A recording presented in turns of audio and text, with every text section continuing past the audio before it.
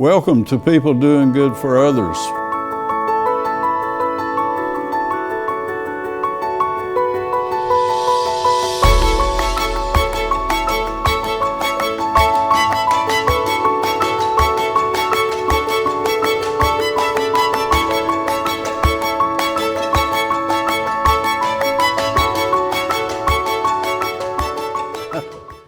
Good morning, friends. This is People Doing Good for Others, where we celebrate and honor and hold in the light those who truly make significant contributions in our communities. I want to thank Wilkes Communications, River Street Networks, and WIFM for this opportunity. And again, I'm Gary York, and I'm grateful to be with you. Our featured guest today is Ken Noland. He's the manager of the town of Wilkesboro. He's also a significant contributor in our communities in the role of nonprofits. He's a native of Michigan and is a graduate of App State, UNC Chapel Hill, and a 20-year veteran in leading and guiding our significant community here. So stick with us and for an opportunity to grow and to learn and to be a part of this valuable outreach. So good morning to you, Ken Noland. Good morning. Good to see you. Tell us a little about finding Wilkesboro and coming to North Carolina from Michigan. Sure. Well, you know, I got down here through help of my father. He had been transferred here and sent me some paperwork about how much more cost-effective schools were here. And so I decided to go to Appalachian State. A friend of mine, we went down here together and picked Appalachian. We waited a year to do it. We had to get our in-state residency. Did some community college classes while I'm waiting, and then went on to Appalachian and got a bachelor's degree and a concentration in town and city county management. And then eventually to Chapel Hill? Yes, that was kind of mid-career. I had been working close to 10 years in this field in a couple different communities and decided to go back to Chapel Hill, or go to Chapel Hill for a master's degree in public administration. Choosing this arena, this dedication that you have, tell us about how that happened. Well, it was somewhat happenstance. And so, you know, I was paying my own way through college, and the goal was to get out. And I had a professor in a poli-sci 101 class kind of asked us all as students, you know, what was our plans? What were we going to do with our lives? And when he asked me, I said, well, I just need a job. I want to graduate and get a good job. And then from there, he said, listen, you might want to look at our program. And that was the Town and City County Management Program. And his comment to me was, if you stick with us, there'll be a job for you when you graduate. And the rest is history. I did it and been blessed ever since. Wow. Ken Noland, introduce your family to us. Sure. Well, you know, I've been in Wilkesboro now for 21 years.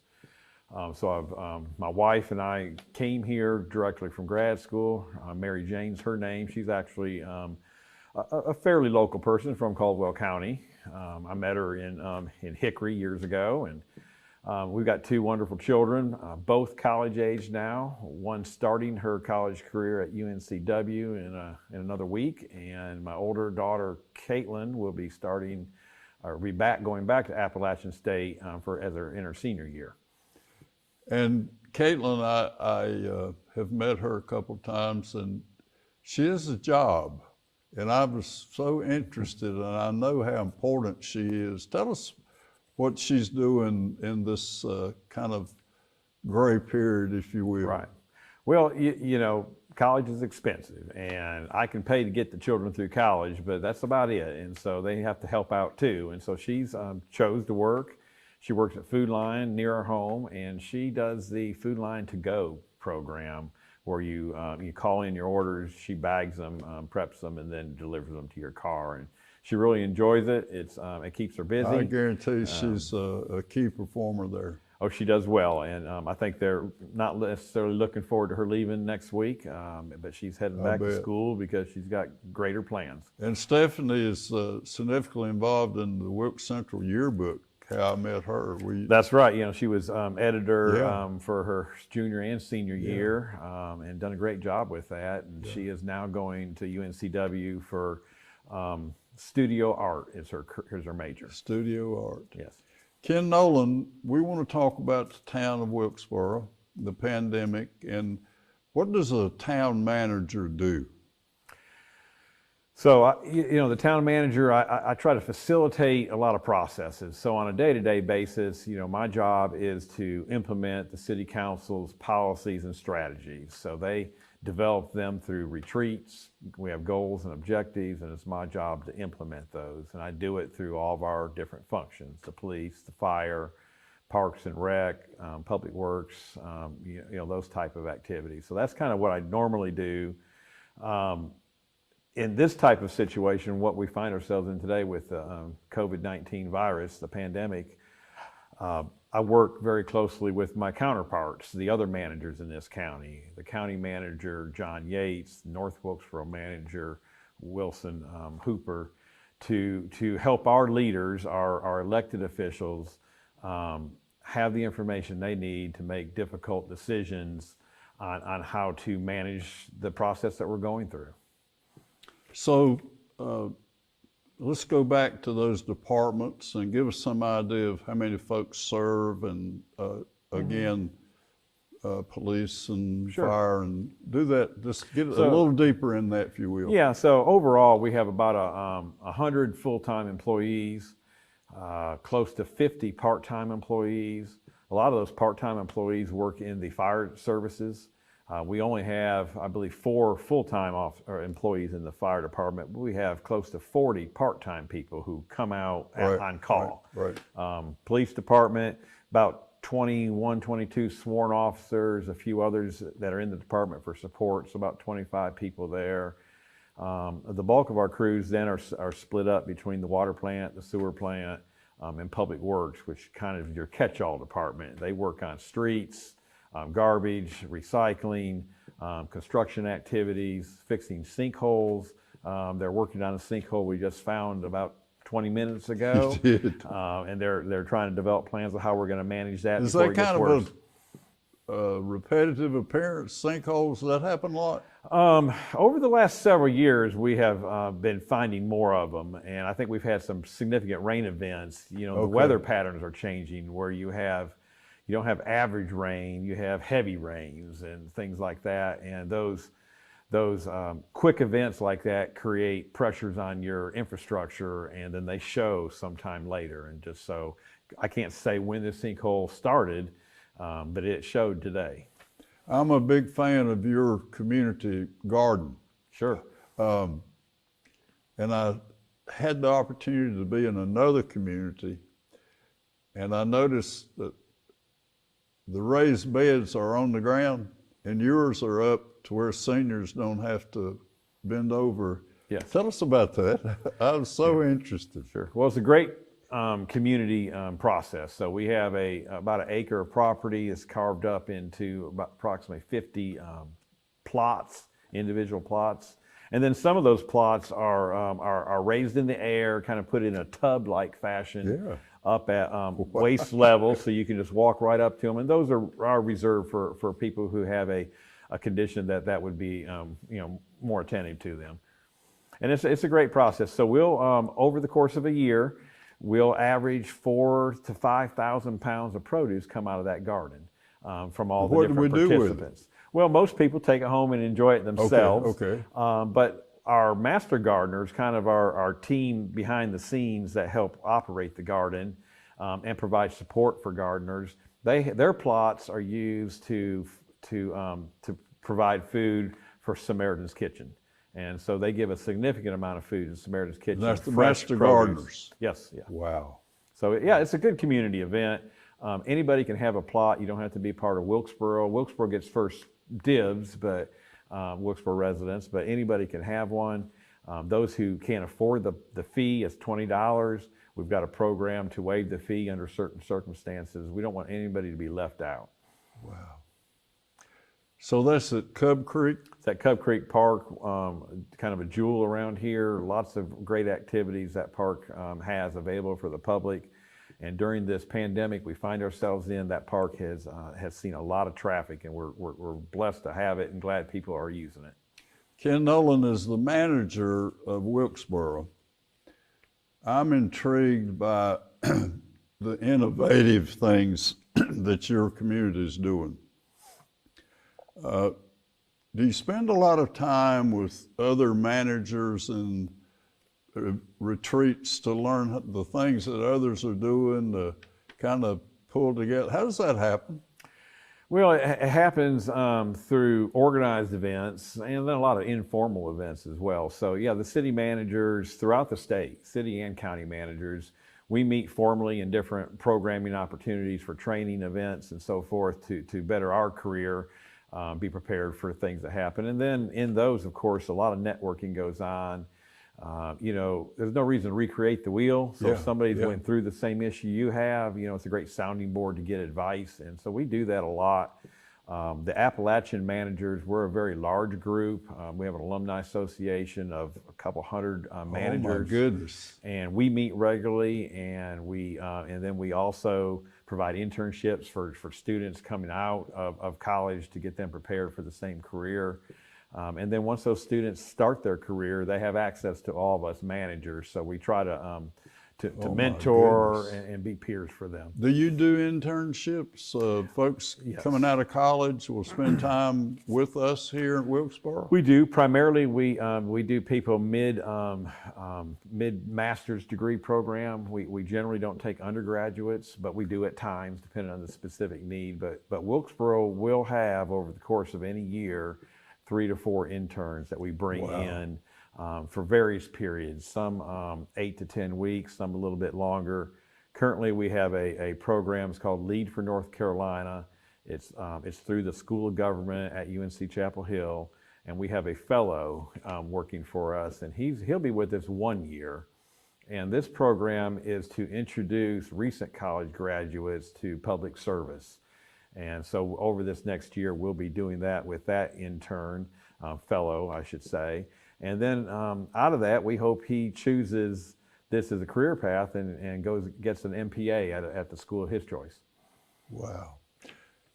We wanted to talk about the conditions that we are facing today and the pandemic, and when did it start? And if you would, to go back to your first awareness of something's coming. Right. If you will. I'd be glad to. So, and it's interesting looking back at it and, from a view from today of how it happened, because it was a whirlwind, but we didn't realize it was at the time. Early March, a lot of talk about this virus, but nobody really understood it yet, and it really hadn't spread through the country, but there was talk. On March the 10th, Governor Cooper declared an emergency, which basically opens up the emergency management process in North Carolina. So he didn't put any regulations in place at that time. It was just starting the process to get us prepared. And that very day, our local emergency management response team gathered and started talking about this virus.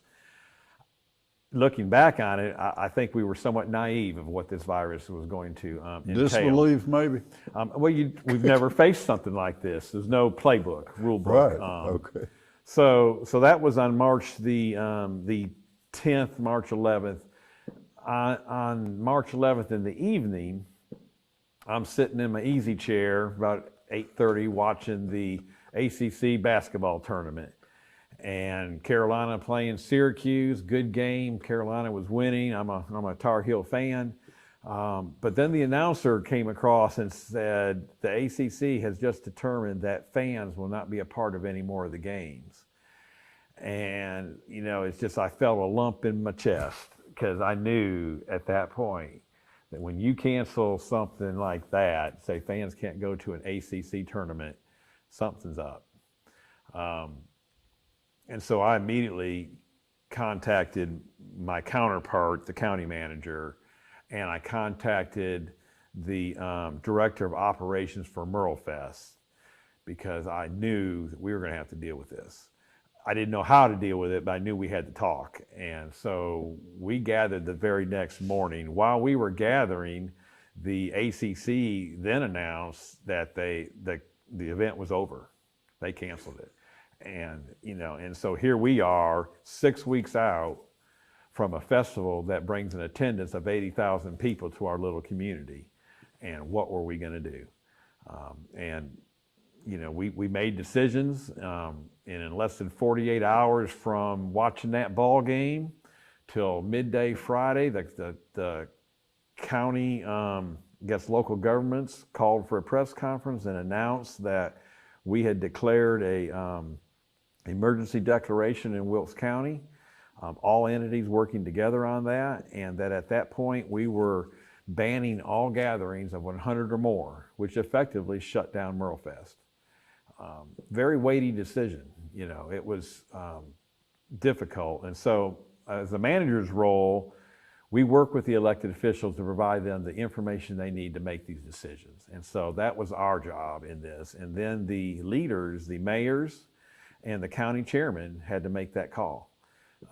And they didn't do it lightly, because we recognize how important that event is to our community. Overall in our economy, it's about a $10 to $12 million economic charge to us every spring that was going to be taken away to all of our businesses. Our nonprofit, $10 to $12 million. yes, a loss to our community. And a lot of the nonprofits and then on top of that, the nonprofits. So we have nonprofits all through our community that work there, and they, as a whole, as an aggregate, earn over $500,000 to do their operations, and we took that away. And that went away. Yeah. So it was. Again, we didn't take this decision lightly. It still chokes me up some to think about it when you're having to make a decision like that, and it's our job to do that. But the public should know we do take these things seriously. We don't take it lightly. We work very hard, tried to figure out any way to work this through, but we realized that for the safety and protection of our community, we had to cancel that event. Wow. And also a major impact, one of your things you do that such a fascination for me is your campground.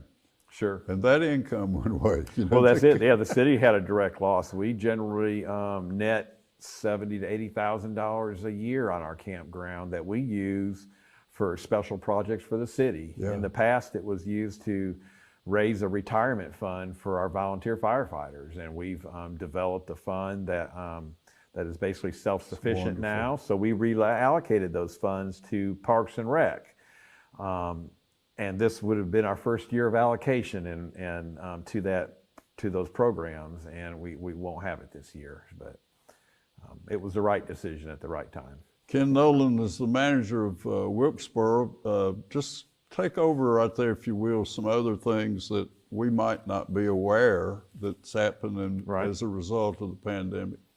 Well, there were still some other milestone dates involved in there. So very quickly, things were evolving quickly after that date that we had of March 13th. The next day, March 14th, the governor then declared no events over 100. By the following Friday, we had realized we needed to shut down all large gatherings, and we had to make an even more difficult decision. We brought in our faith-based community and had a meeting with them in advance of an executive order or a local order declaring that no events inside or out 50 or more could be held, which effectively shut down our churches.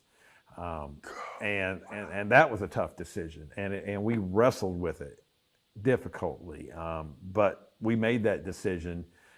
Before we announced it, we met with our leadership in the churches to tell them why, because we wanted them to understand what we were doing, and it was for their members, for all of our citizens of the community. We did that, and we held that for some time. Up middle of April, around April 15th, that was when the governor and the cities released the most restrictive orders. And so at that point, we basically shut our economy down. Stay at home was the word. And it's difficult. We're all going to pay for this for a long time, but it was a decision that had to be made to control this virus. And as we see, we still don't really have it controlled yet. It is a work in progress, even as we're trying to open our economy back up, trying to put children back into schools. The decisions that are being made now are very difficult with a lot of past experience to make them with. Wow. digress for a moment and tell me how your supervisors are the town council and the mayor. Sure. Just to reflect on that a little bit. I know Right. how wonderful it is and how it works. A lot of folks might not understand how that works. Sure. Well, and this process is a good example of it. My job is to inform the council to help them make good decisions on processes. So in this pandemic, the way the statutes are written, the mayors and county chairs actually have ultimate authority. It's not the city councils or the county commissioners.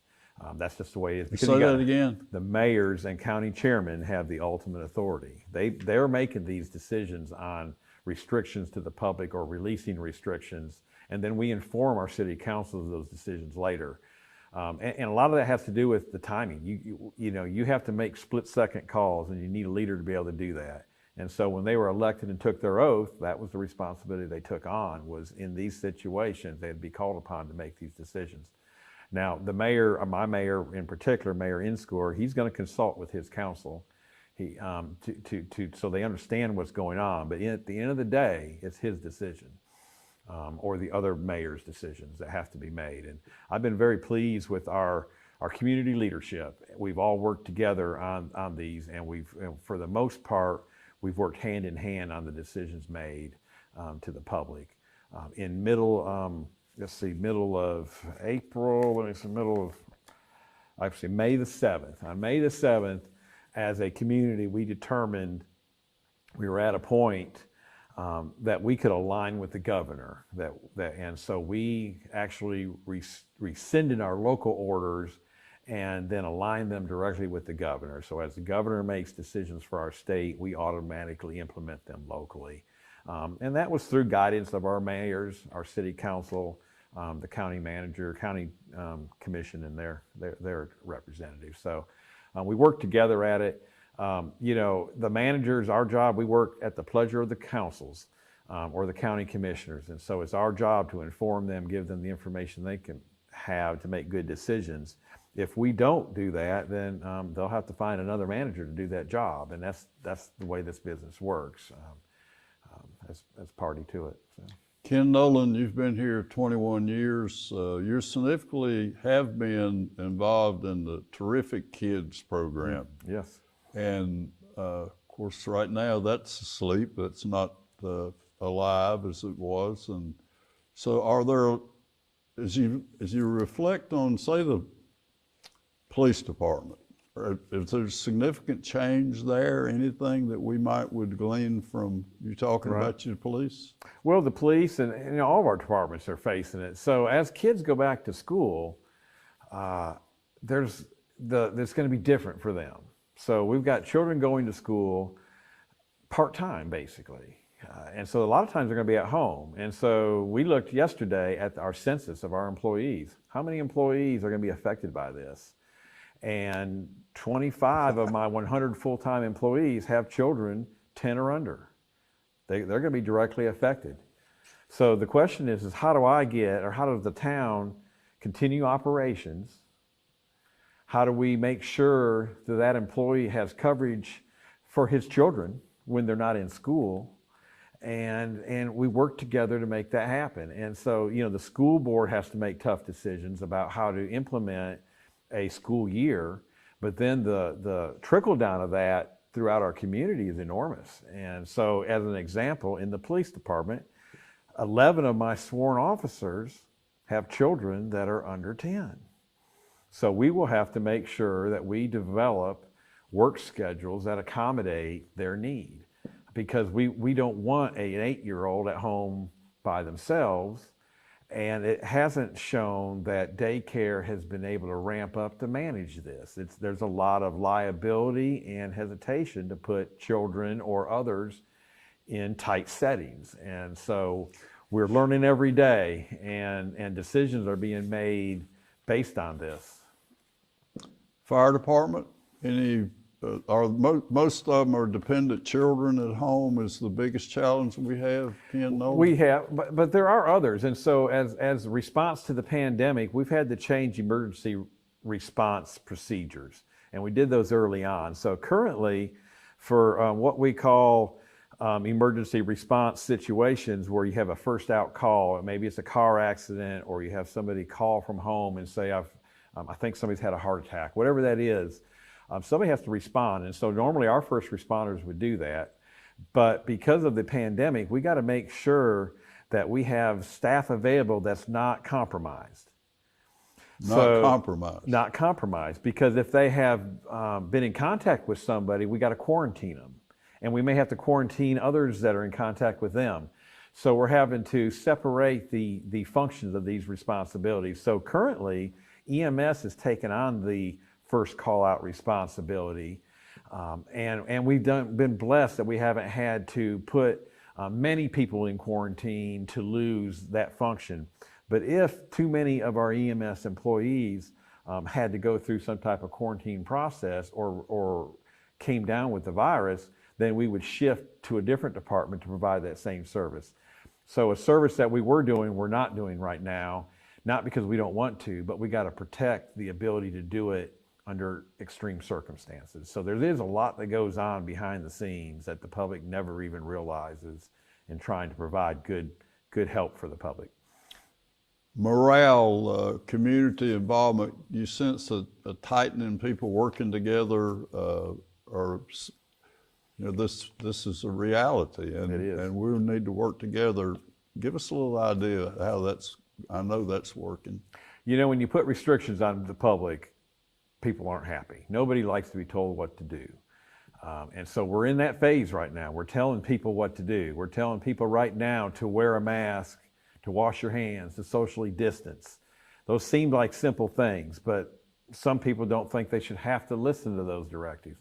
We're working through that. I would say that we're very pleased with how Wilkes County has responded, and our case count shows that. We're doing well as a community, but it is a pressure on the public, and we're feeling those strained nerves and stresses that people are having, and we're not having community events that allow people to We congregate. were coming up on the second, third season with all the That's right. social events downtown with at our night, community common events. That's right. Common and events. we've lost those, and but we're working on something because we want to find a way to have community events. Tell us about the movie. So right now we are working on a plan to develop drive-in movies. And we'll find a place. I don't really want to get into all the specifics, Sure. but we will hopefully over the next few weeks announce the ability for the public to come out, to have some free events, drive in, park your car, stay in your car, your pickup truck, whatever it is, turn your radio on to a certain channel. It'll broadcast the movie. You'll have 2 or 3 big screens spaced out in a large parking lot, just to give people something to do. That's what the community commons is about, was really bringing people together as community. Beautiful. For free events and the ability to socialize. And people are not getting able to do that right now. And so we will work to try to find ways to have people have outlets. Ken Noland, what an honor to have you here. You're just one of my consummate leaders. You just seem to have the answer, and I can tell you are a consensus builder, that people are teams in the town of Wilkesboro and your leadership. So if you'd like to end with a comment and just let us know I know you're grateful to be here. I am. Just give us an idea of working through the hard times. Well, I get paid to do that. I mean, this is the responsibility that I have, and my team has the same responsibility, and they've stepped up well, and I appreciate it. And I just tell the public right now this virus isn't going away soon. And we all need to understand that. And the best way for us to protect ourselves and our family members is wear your mask, wash your hands, and socially distance. The 3 must. Yes, sir. All right. Ken Noland, outstanding town manager of the town of Wilkesboro for 21 years. And he's been sharing his hope and his vision and the challenges that we have because of the pandemic. And we are working it out, and we're working together, and he's grateful for the camaraderie and the companionship and the opportunity to handle the difficult times, because that's the way the Lord would have it. Again, I'm Gary York, and thank you to Wilkes Communications, River Street Networks, Until we're together again, be safe and promise to come back in our next show. Bye-bye.